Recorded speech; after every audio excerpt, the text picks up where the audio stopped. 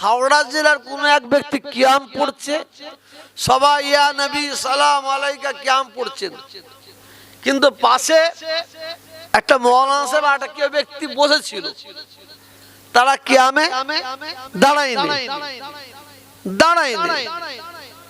এ নিয়ে দেখি আবার এখানে কে বলছে অমুক, কে বলছে তমুক। দেখেন কিয়ামটা হচ্ছে মুস্তাহাসান, পড়লে সওয়াব আছে, না পড়লে কোনো গুনাহ নাই। তবে ইসলাম ফিতনাটাকে পছন্দ করে না, একটু ভালো করে শুনেলেন, ইসলাম ফিতনাটাকে পছন্দ করে না। এখানে কি বলা হচ্ছে, আমি এসেছি মানিকতলায়, মানিকতলার 100-র মধ্যে 95টা ব্যক্তি কিয়াম পড়ে না, কিয়াম পড়ে না। অতএব তুমি এখানে কিয়ামে দাঁড়াতে যেও না, তুমি এখানে কিয়ামে দাঁড়াতে যেও না। দাঁড়াতে যখনই যাবে তাহলে কি হবে, 95টা মানুষ তোমাকে প্রোটেস্ট করবে। প্রোটেস্ট করলে কি হবে, ফিতনা হবে। ফিতনাটা ইসলাম পছন্দ করে না। আবার কি বলছে, এক জায়গায় কিয়াম হচ্ছে, আস্তে দাও না মাইক, ঠিক আছে ঠিক আছে, এর ভালো বুঝে, উল্টো বুঝবেন না। এক জায়গায় কিয়াম হচ্ছে, সেখানে 95টা মানুষ কিয়াম করছে, আর তুমি লাট সাহেবের মতন বসে থাকবে, তার মানে কি তুমি বিয়াদবি করছো। তোমাকে যদি কিয়াম পড়তে না হয়, কিয়ামটা তো ফরজ ওয়াজিব নয়, তো তুমি চলে যাও, তুমি পাশে একটু সরে যাও। কারণ সবাই যখন কিয়ামটা পড়ছে তাদের মনে একটু কিন্তু ভাব আসছে যে কিয়াম পড়ছে না, উনি পড়ছে না, উনি ভুল করছে না, মুস্তাহাসান, পড়লে সওয়াব আছে, না পড়লে গুনাহ নাই। আমরা পড়ছি গুনাহ নাই, কথা বুঝছেন না? এই যে 95টা মানুষ কিয়াম পড়ে না, এখানে আমি একা 5 জন মিলে কিয়াম কেন পড়তে উঠবো? উঠলে একটা ঝামেলা সৃষ্টি হবে, ফিতনা হবে। আবার 95টা মানুষ কিয়াম পড়ছে, তুমি লাট সাহেবের মতন বসে থাকবে, এইটাও ঠিক নাই। এর থেকে প্রমাণ কি হলো, ইসলাম ফিতনাটাকে পছন্দ করে না। আর আমাদের পীর মুর্শিদ মুজাদ্দিদ জামান দাদা হুজুর পীর রহমাতুল্লাহ আলাইহি, তিনি কিয়াম পড়েছেন, আতুল্লাহ আতুর রাসূল আলিল আমল মিনকুম, আল্লাহর ইক্তেদা করো, আল্লাহর পরে কার ইক্তেদা করবে, নবীর, তারপরে ওলির আমরের ইক্তেদা করো। আমাদের পীর মুর্শিদ পড়েছে, এটা মুস্তাহাসান আমরা জানি, কিন্তু আমাদের পীর মুর্শিদ যখন পড়েছে, এইটা আমরা ওয়াজিব বলে আমরা কিয়াম পড়বো, কথা বুঝছেন না? কিন্তু যদি কেউ কিয়াম না পড়ে, তাকে জোর-জবরদস্তি তুলতে যাবেন না, আর যদি কেউ কিয়াম পড়ে, তাকে কেউ জোর-জবরদস্তি বসাতেও যাবেন না। মানে আমার মুজাদ্দিদ জামান দাদা হুজুর পীর রহমাতুল্লাহ আলাইহির মতপথটা, সিলসিলাটা হাদিস কোরআনের সরষে পরিমাণ কোনো ভুল নাই। কোন এক পাগলা মিথ্যাবাদ, কাজ্জাব, ঝুটাবাদ, হ্যাঁ, সে নিজেকে হাইলাইট করার জন্য সে কদিন ধরে ফুরফুরা শরীফের সমালোচনা করলো। কি করছে, সে কম বক্তা সব জানে, ওই কম বক্তা সব জানে, জেনে শুনে ইচ্ছে করে ভুল করছে। কারণ ফুরফুরা শরীফ মানুষ শুনবে, শোনার পরে ওই লোকটা পরিচিত হবে। একদিন বক্তা দেখছিলাম, সে বলছে ফুরফুরা শরীফে শিরক হয়, ফুরফুরা শরীফে কবর সেজদা হয়, ফুরফুরা শরীফে কবরের চাদর দেওয়া হয়, ফুরফুরা শরীফে ফুল চড়ানো হয়, ফুরফুরা শরীফে কবরস্থানে মহিলারা উঠে সেজদা করে। এরকম আপনারা কেউ দেখেছেন? কেউ দেখেছেন? ওই হারামজাদা কেন বললো? ওই হারামজাদা কম বক্তা প্রচার করার জন্য বললো। খুব ভালো দেখুন, প্রচার করার জন্য বললো। কিছু মানুষ সস্তায় প্রচার খুঁজতে যায়, যে এরা খুঁজেছিল তাসনিমা নাসরিন, যেটা খুঁজেছিল তাসনিমা নাসরিন। তাসনিমা নাসরিন হচ্ছে একটা ইন্টারন্যাশনাল বেশ্যা, বললেও অসুবিধা হবে না। ওকে যদি ইন্টারন্যাশনাল পতিতালয় মহিলা বলা যায় অসুবিধা হবে না। কিন্তু সে তাসলিমা নাসরিন বহু বই পুস্তক লিখছে, কিন্তু ওর বই বিক্রি হচ্ছে না, ওর বই বিক্রি হচ্ছে না, সব ড্যাম হয়ে পড়ে আছে। ও দেখলো আমার বইগুলো কিভাবে বিক্রি হবে, ও তখন কটা বই লিখলো, তার মধ্যে একটা বই লিখলো দ্বিখণ্ডিত। সেই বইয়ের মধ্যে হুজুর পাক সাল্লাল্লাহু আলাইহি ওয়াসাল্লাম সম্পর্কে এমন এমন ভাষা লিখেছে, আমি তো বলতে পারবো না, এমন এমন ভাষা লিখেছে যার জন্য বাংলাদেশের মানুষ ওকে কোমরে লাথি মেরে তাড়িয়ে দিয়েছে। ও চলে গেল ইংল্যান্ডে, ইংল্যান্ডের মুসলমানরা তাড়া করলো, চলে গেল জার্মানে, জার্মানের মুসলমানরা তাড়া করলো, চলে গেল আমেরিকায়, আমেরিকার মুসলমানরা তাড়া করলো, চলে এলো ভারতে, ভারতে আবার কোথায়, পশ্চিম বাংলায়। ওকে গুজরাট উত্তরপ্রদেশে কোথায় যুদ্ধ খেয়েছিল, যা কলকাতায় আসলো। ও যখন কলকাতায় আসলো, তৎকালীন পশ্চিম বাংলার মুখ্যমন্ত্রী কে ছিল? বুদ্ধদেব ভট্টাচার্য। বিরোধী নেত্রী কে ছিল? মমতা ব্যানার্জি। খুব ভালো কথা শুনছেন আপনারা? ছিল। আমি সেই সময় আমি তৎকালীন মাননীয় বুদ্ধদেব ভট্টাচার্যকে গিয়ে বললাম, এই মহিলা বাংলাদেশ থেকে এখানে এসেছে, এসে মুসলমানদের গালাগালি করছে এবং আমাদের ইমাম নবী মুহাম্মদ রাসূলুল্লাহ সাল্লাল্লাহু আলাইহি ওয়াসাল্লাম সম্পর্কে কুভাষা ইউজ করেছে বইয়ের মধ্যে, আর আপনারা তাকে সুন্দর বাড়ি গাড়ি দিয়ে সিকিউরিটি রেখে দিয়েছেন। কি মনে করছেন? উনি বললেন ঠিক আছে দেখে নিচ্ছি, ব্যাপারটা দেখে নিচ্ছি, আস্তে কথা বলো, দেখে নিচ্ছি। তারপরে তখন বিরোধী নেত্রী ছিল মমতা ব্যানার্জি।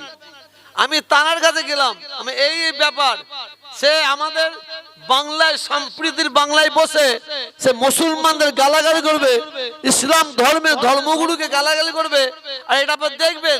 বলেন দেখে নিচ্ছি, দেখে নিচ্ছি করে করে বহুদিন কাটালো। আমি দেখলাম কিছু তো হবে না, তবে আমি একদিন পথ অবরোধের ডাক দিলাম কলকাতায়, আপনারা জানেন, হ্যাঁ 7টা থেকে 9টা। সেই দিন বিরাট কীর্তি হয়েছিল, ওই দিকে যাচ্ছি। হ্যাঁ, ওই দিনে সঙ্গে সঙ্গে বিশেষ প্লেনে করে ওকে নিয়ে যাওয়া হলো জয়পুরে, বিশেষ প্লেনে করে জয়পুরে। কিন্তু মনে রাখবেন বিজেপি তখন বিজেপি মুখ্যমন্ত্রী ছিল। বাংলা থেকে যখন জয়পুরে নিয়ে যাওয়া হলো, বিজেপির মুখ্যমন্ত্রী বলছে এই মহিলাকে আমার রাজ্যে রাখা যাবে না। আমি এটা তুললাম কেন? সারা বিশ্বের মুসলমান তাসলিমা নাসরিনের নাম জানে না? জানে না? এই জানে না? জানে। এই একটা বক্তা যে ফুরফুরা শরীফে সেজদা হয়, কবর সেজদা হয়, শিরক হয়, অমুক হয়, মিথ্যা করে বলে ও প্রচারের আলোতে আসতে যাচ্ছে। এই বাউন্ডারি, এই দেখছেন বাউন্ডারি দিয়ে আছে, 17 লক্ষ টাকা দেওয়া হয়েছিল, সে টাকা হাপুস হয়ে গেছে অল্প কাজ করে। সেই নিয়ে আমি লড়াই করতে এসেছিলাম। আব্দুল সাত্তার সাহেব বসেছিল, ওনার সঙ্গে অনেক লড়াই করেছি। বললাম না এখানে অনেক কবর ছিল, দেখেছি, অনেক কবর ছিল, আমি দেখেছি, লড়াই করতে এসেছিলাম। এই দরবারের হাল থেকে বিশ্বাস করুন চোখের পানি ফেলতে ফেলতে চলে গিয়েছিলাম, আর মনে মনে আল্লাহকে বলেছিলাম, আল্লাহ আপনি আমাকে মাফ করবেন, ফাতে আলী ওয়াইসির দরবারে আমি যাব না, আল্লাহ আমি ওনার দরবারে যাব না, কারণ আমি সহ্য করতে পারবো না। আপনি আমার মনের খবরটা আপনি জানেন, কেন সহ্য করতে পারবো না বলছি, আল্লাহ যাব না। যদি আল্লাহ এই দরবারকে যদি আপনি সাজিয়ে দেন তবেই আমি যাব।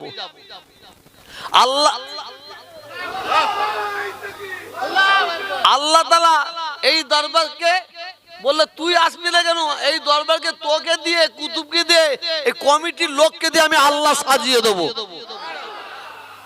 মাশাআল্লাহ, ওইদিকে সাজিয়েছে, আল্লাহ দিয়েছেন, এদিকেও সাজবে। এই এলাকার হিন্দু ভাইদের সহযোগিতায় এই দরবার আরো সুন্দর হবে, আরো সুন্দর হবে। হযরত শাহ ফাতে ওয়াইসি হুজুর গেলার দরবার সম্পর্কে কি বলি বলুন তো, কি বলি? আমি প্রতি বছর আপনাদের বলি, মনে আছে গেলে জানি না, আমরা ওলি হতে পারবো না, আমরা পীর হতে পারবো না। বিশ্বাস করুন, কে হতে পারবে না পারবে জানি না, আমি তোহা হতে পারবো না। আমার সম্পর্কে অনেক অনেক কথা বলবে, এতে আমার কোনো অসুবিধা নাই। এখন তো বলতে পীর নাকি ঘরে ঘরে তৈরি হয়ে যাচ্ছে, পীর প্রোডাক্ট হয়ে যাচ্ছে। হ্যাঁ, এই যেন বাজারে গিয়ে মিষ্টি কিরা হচ্ছে। ন হুজুর পীর কেবলা রহমাতুল্লাহ আলাইহি, শুনে রাখেন, একটা সাহেবজাদা ছিল, উনি হচ্ছেন মেজর সাহেবজাদা। তার নাম ছিল জনাব হযরত পীর হুজ্জাতুল্লাহ সিদ্দিকী রহমাতুল্লাহ আলাইহি। উনি ইয়াং, উনার সম্পর্কে বললে আপনারা বিশ্বাস করবেন না। তেলের পিপ জানেন, তেলের পিপ? হ্যাঁ, তেল ভর্তি। উনি বডি বিল্ডার ছিলেন, তেলের পিপটাই দু হাতে এরকম ধরতেন আর ছুঁড়ে ফেলতেন, তেল সহ। এই রকম মাসুল ছিল। উনি একদিন উনার আব্বাজানকে বলছেন, আব্বাজান আমাকে কিছু দেন। বলছে কি দেবো? কিছু ফায়াজ দেন, কিছু দেন, আপনার কাছে কিছু দেন। নহুজুর বলেছিল এই জিনিস দিবার নয়, এই জিনিস নিজেকে তৈরি করে নিতে হয়। তখন উনি বললেন, আব্বাজান এই যদি নিজেকে তৈরি করে নিতে হয় তাহলে আমি আপনার কাছে থাকবো কেন? উনি তার পর দিনে পুটলি পাটলা গুছিয়ে পালিয়ে গেল বাংলাদেশে। বাংলাদেশে চলে গেলেন। আমার মানে কত বছরটা আন্দাজ নাই, কিছু কম বেশি 30 বছর উনি বাংলাদেশ। বলে যদি নিজেকে তৈরি করতে হয় আমি আপনাকে থেকে কি করব? উনি বেরিয়ে চলে গেলেন বাংলাদেশে। হঠাৎ খবর হলো আল্লাহ হযরত নওয়াজ হুজুর পীর কেবলা রহমাতুল্লাহ আলাইহি ইন্তেকাল করেছেন। বাংলাদেশে নিউজে কাগজে মধ্যে গেল যখন, উনার কাছে দু চারজন গিয়ে বলছে, হুজুর কি হলো শুনেছেন? বলে কি হয়েছে? বলছে আপনার আব্বাজান ইন্তেকাল করেছেন। যখনই বলেছেন উনি উঠে ঘরের দরজা দিয়েছে। উনি উঠে ঘরের দরজা দিয়ে এই 4-5 জন দুমদাম পিটছে। বলে কি বললি? আমার আব্বাজান ইন্তেকাল করেছে। এরা মার দিয়ে যান, এত মারছে। বলে শোন, যারা আল্লাহর ওলি হবে তারা কোনোদিন মরে যায়নি, অতএব আমার আব্বা কোনোদিন মরেনি। কিন্তু উনি কিন্তু ইন্তেকাল শুনে আসলেন না, বাংলাদেশে থেকে চলে আসলেন না যে আব্বার জানাজাটা পড়ি, অত সহজ নাই। উনি আসলেন না। 5-7 বছর চলে গেল। হঠাৎ উনি প্লেনে করে চলে আসলো বাড়িতে। উনার আম্মা তো ছেলেকে 30-32 বছর পরে ফিরে পাচ্ছে, খুশিতে বাগে বাগ, আয় বাবা আয়, বুকে করে আছে। 2 দিন 3 দিন থেকে আবার চলে গেল। আবার 1 সপ্তাহ পরে ফের প্লেনে করে এসে হাজির। ওইদিকে মা শুয়ে আছে আর এইদিকে বেটা শুয়ে আছে। হঠাৎ মায়ের ঘুম ভেঙে গেছে রাত 2টোর সময়। গদির দিকে তাকিয়ে দেখতে ছেলে নাই। কোথায় গেল? মা বসে আছে। এটা আমাদের যুগের কথা বলছি, আপনাদের আমাদের সময়ের কথা বলছি। পাইনি। হঠাৎ দেখা যায় 1-1.5 ঘন্টা পরে ওই দূর থেকে হেঁটে হেঁটে আসছে, বাড়িতে ঢুকছে। বাইরে থেকে ঢুকছে। তো মা জিজ্ঞেস করছে, বাবা কোথায় গিয়েছিলিস? বলছে হক আদা করতে গিয়েছিলাম। আমি আমার হক আদা করতে গিয়েছিলাম। বলে কি হক আদা? বলছে পরে বুঝবে মা। বলে বল। বলছে না আমি বলবো না, আমি হক আদা করতে গিয়েছিলাম, এটা বললাম, কিন্তু পরে বুঝবে। উনি বাস চলে গেল।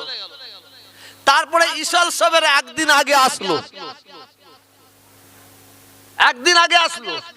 আসার পরে 21, 22, 23, 24-এ শরীর খারাপ হলো। 25 না 26 তারিখে উনি ইন্তেকাল করলেন। ইন্না লিল্লাহি ওয়া ইন্না ইলাইহি রাজিউন। এই চেহারা ইন্তেকাল করলেন। চিন্তা করুন, আপনারা যাবেন দাদা হুজুরের মাজারে গেছেন, আপনারা যখন ভেতরে ঢুকবেন দেখবেন পশ্চিম দিকে, অর্থাৎ ডান দিকে দেখবেন লাস্টের কবরটা। তারপরে হযরত বড় হুজুর পীর রহমাতুল্লাহ মেজর সাহেবজাদা ইব্রাহিম ভাই সাহেব হুজুর কেবলা কবর, ওখানে কবর। উনি বলেছিলেন হক আদা করতে এসেছি। আমাদের ফুরফুরা সাহেবে অনেক ভাই আছে, অনেক আছে, তারা মওতের পরে কবরস্থানের বাইরে কবর দেওয়া হয়। কিন্তু উনি হক আদা করেছে, বাংলাদেশ থেকে এসে ইন্তেকাল করলো আর বাপের পাশে দাদুর পাশে শুয়ে পড়লো। কথা বুঝাচ্ছেন না? যাক, ফুরফুরা শরীফ সম্পর্কে অনেক জানেন। আমি আপনাদের এখানে বারে বারে বলি, আজকেও বলছি, পীর হওয়া অত সহজ নয় ভাই। আমি পীরের আওলাদ বলে, ছোট হুজুরের বেটা বলে আমি পীর, অত সহজ নয়। আমাকে বহু জায়গায় জলসায় যাই, আমার হ্যান্ডবিল আমার নামের আগে জুনাব হযরত পীর তোহা সিদ্দিকী লিখে দেয়। জুনাব হযরত পীর তোহা সিদ্দিকী, কথা বলেন না। আমি হ্যান্ডবিলটা দেখে আমি একজনের কাছে পেন চাই, ভাই পেনটা আমায় দেন তো। পেনটা নিয়ে আমি পীরটাকে ভাওটা কেটে দিই। বলে হুজুর কাটলেন কেন? আমি এখানে পীর জাদা লিখলে কাটতাম না।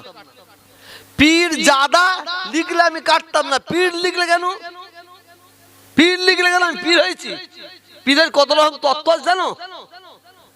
ওই জন্য যারা হুজুরের দরবারে এসেছেন, আপনারা সবাইকে বলছি, আল্লাহর কাছে একটা দোয়া চাইবেন। আল্লাহ আপনার ওলি বান্দা হতে পারবো কিনা জানি না, পীর হতে পারবো কিনা জানি না, আল্লাহ আপনার ওলি বান্দাদের পায়ের জুতো বানিয়ে দিন। জোরে বল সুবহানাল্লাহ। আজকে আমরা কোথায় এসেছি? হযরত শাহ ফতেহ আলী ওয়াইসি হুজুর পীর আমাদের দরবারে। যদি আজকে ভাই মনে হতো আমরা দল বেঁধে সিনেমা দেখতে যাব, কি ফুটবল হচ্ছে ফুটবল খেলা দেখতে যাব, তাহলে আমরা হেঁটে হেঁটে কোথায় যাব? ফুটবল মাঠে যাব, সিনেমা হলে যাব। তা আমাদের পায়ে কি থাকে গো ভাই? জোরে বলেন না, জোরে বলুন তো। আমরা কি খালি পায়ে ফুটবল মাঠে যাব?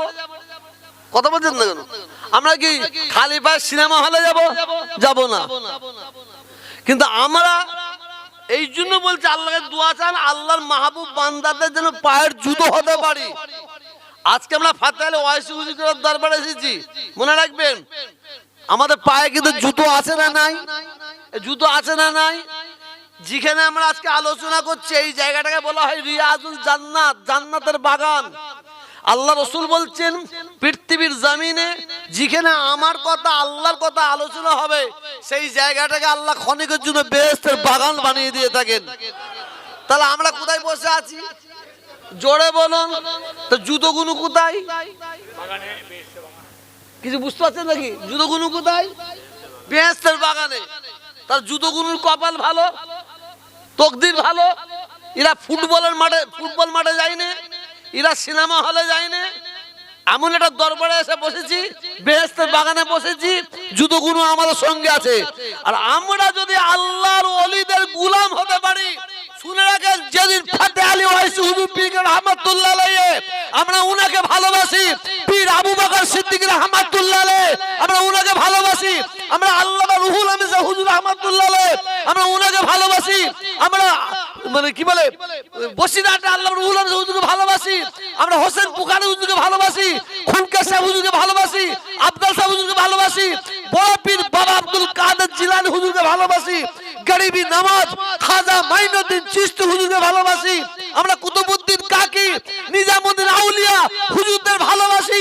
সত্যিকারের মন প্রাণ দিয়ে ভালোবেসে তানাদের মত পথ অনুযায়ী যদি আমরা চলতে পারি, শুনে রেখে দেন, এই সব আল্লাহর ওলিরা যেদিন জান্নাতে যাবে, যেদিন জান্নাতে যাবে, তাদের পায়ের জুতো হয়ে আল্লাহ আমাদের জান্নাতে নিয়ে নেবেন।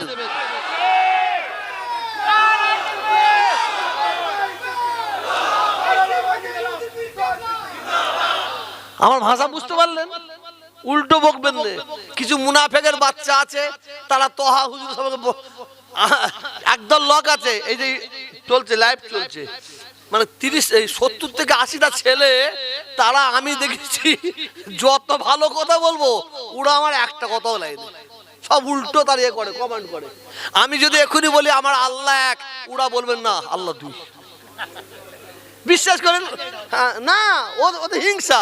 আমি যদি এক্ষুনি বলি আমাদের নবী মুহাম্মদ সাল্লাল্লাহু আলাইহি ওয়াসাল্লাম, ওরা 70-80 জন বলবেন না আবু জেহেল। ওদের নবী ও বলবে, মানে আছে, ভুল বুঝবেন না।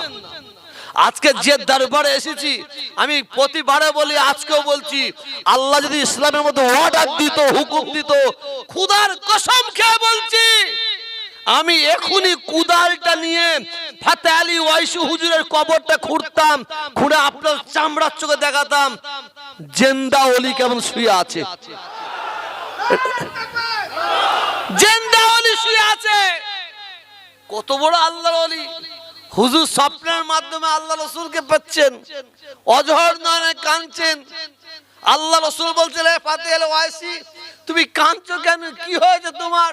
বলি, ইয়া রাসূলুল্লাহ, আমি আপনার দিদার পেতে চাই, আমি আপনার দিদার পেতে চাই। রসুল পাক সাল্লাল্লাহু আলাইহি ওয়াসাল্লাম বললেন, ফাতিহা আল ওয়াইসি, যাও, বছরে তুমি আমার একবার করে দিদার পাবে। অঝর নয়নে কাঁদছেন, ইয়া রাসূলুল্লাহ, ইয়া হাবিবাল্লাহ, হুজুর আমি সহ্য করতে পারবো না। কার কথা বলছি? যার দরবারে এসে বসে আছি। ইয়া রাসূলুল্লাহ, আমি সহ্য করতে পারবো না, এক বছর পরে আপনাকে একবার দেখবো। অঝর নয়নে কাঁদছেন, এ ফাতিহা আলী, যাও, 6 মাস পরে তুমি আমাকে দেখতে পাবে একবার।